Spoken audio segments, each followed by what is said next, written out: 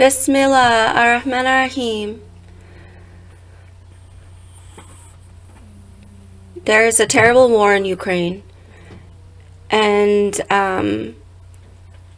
some of the things that are happening there are things that happened in our precious Syria before. And it's just an incredible thing to look across the world in this time and to think that there are men out there who are doing things like this, and men out there who are terrible things are happening to, things like this, things that should never have happened again in the world after they had happened long ago. Those were the days we said it should never happen again. So what's happening again? There was the siege of Mariupol, a terrible siege, and it was such a terrifying news to watch and to follow, that there was 2,000 men, that there are 2,000 Ukrainian soldiers that were surrounded by Russian forces in the city Mariupol.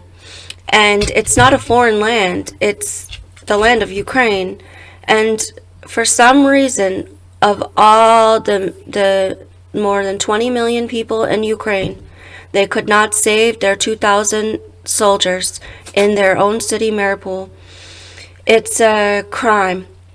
It's a crime to leave your fellow countrymen who are there for your security, and you have the capabilities. It's a crime to leave them there.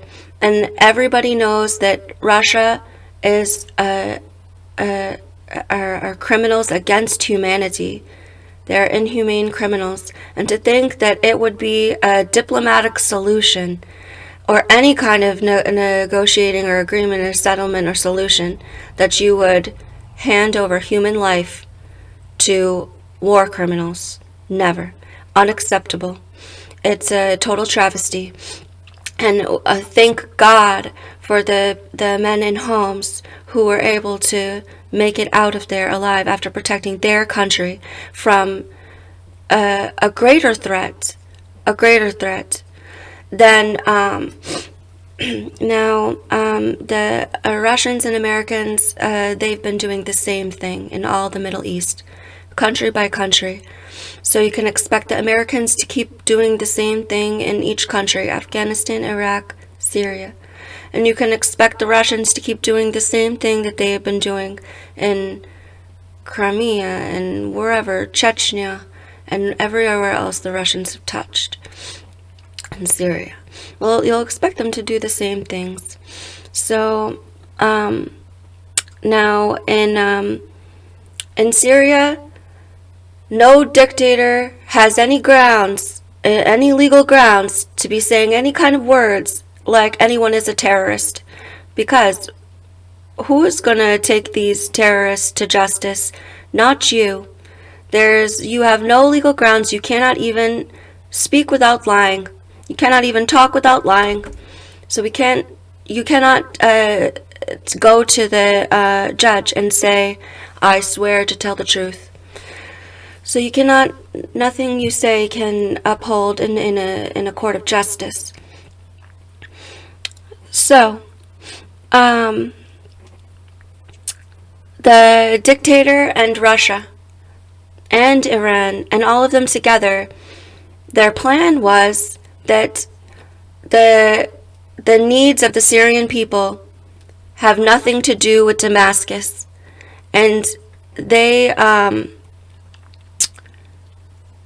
their solution, when there was another competition to make a new Syria. First it was just the people running from injustice, but then the Islamic army came, and especially a very cruel Islamic army came, and they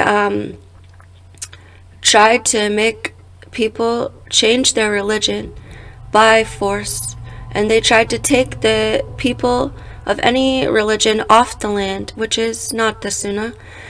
And so the solution of the others who are considered sovereigns, Russia, Iran, the Damascus, their solution was to allow this other cruel army to come into all the land.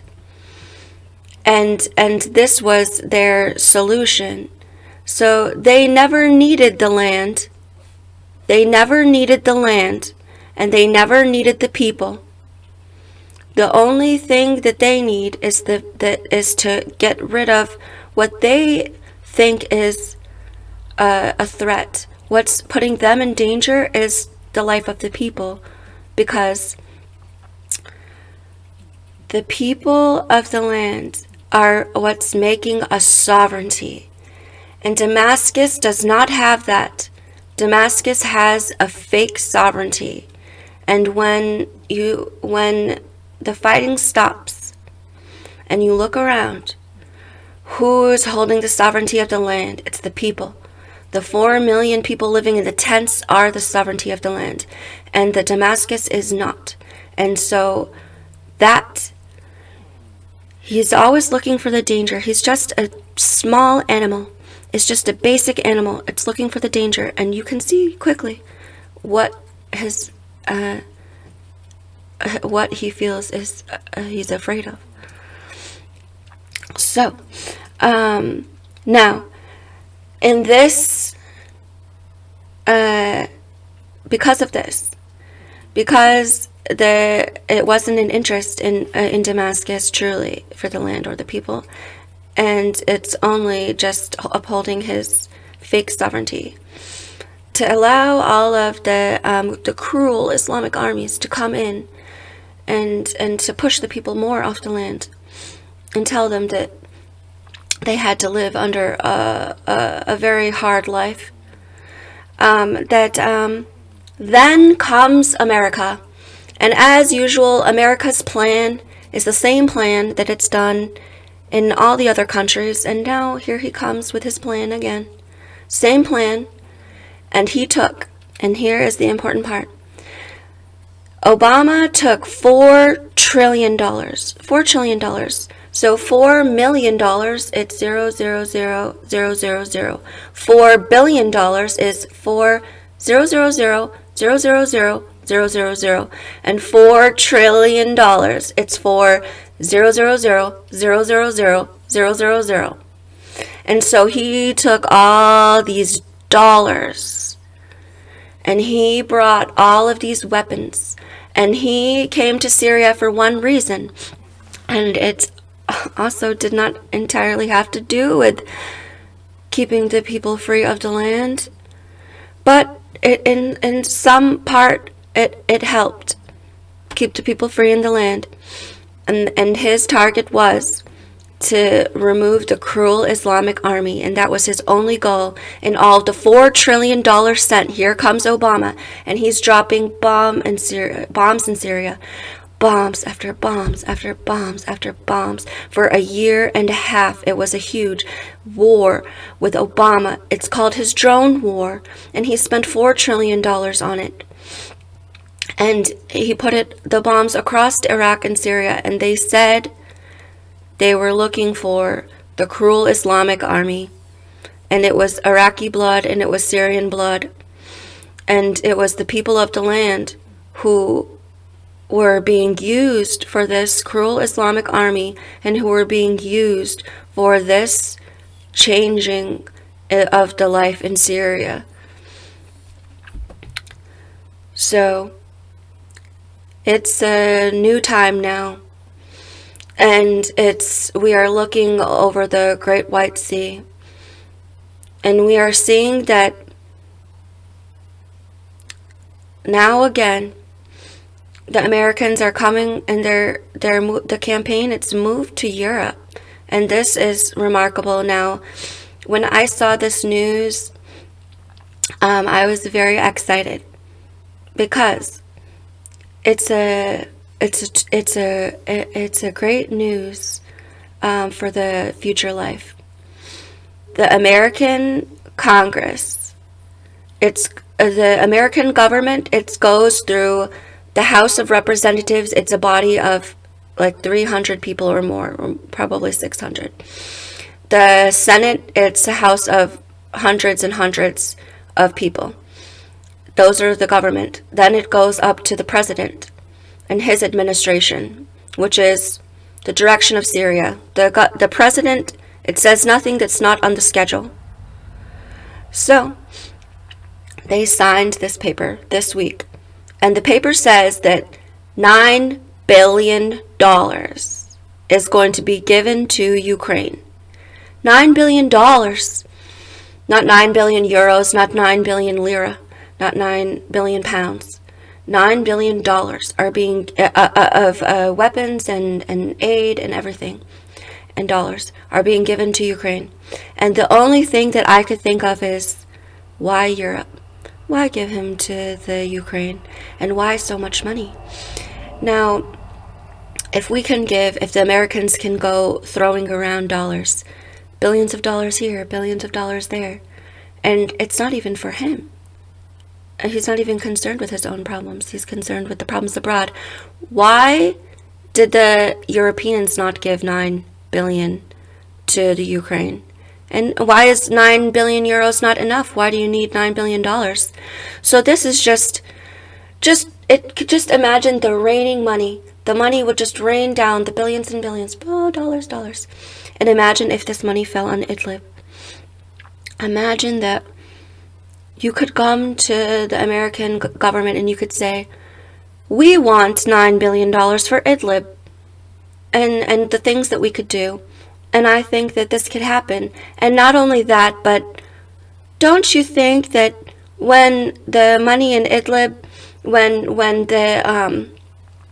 when you see in Turkey that the Turkish, it's going down, the money, its value, it's going down, and you look and you see, oh, it's against the dollar, so the dollar, it's worth more.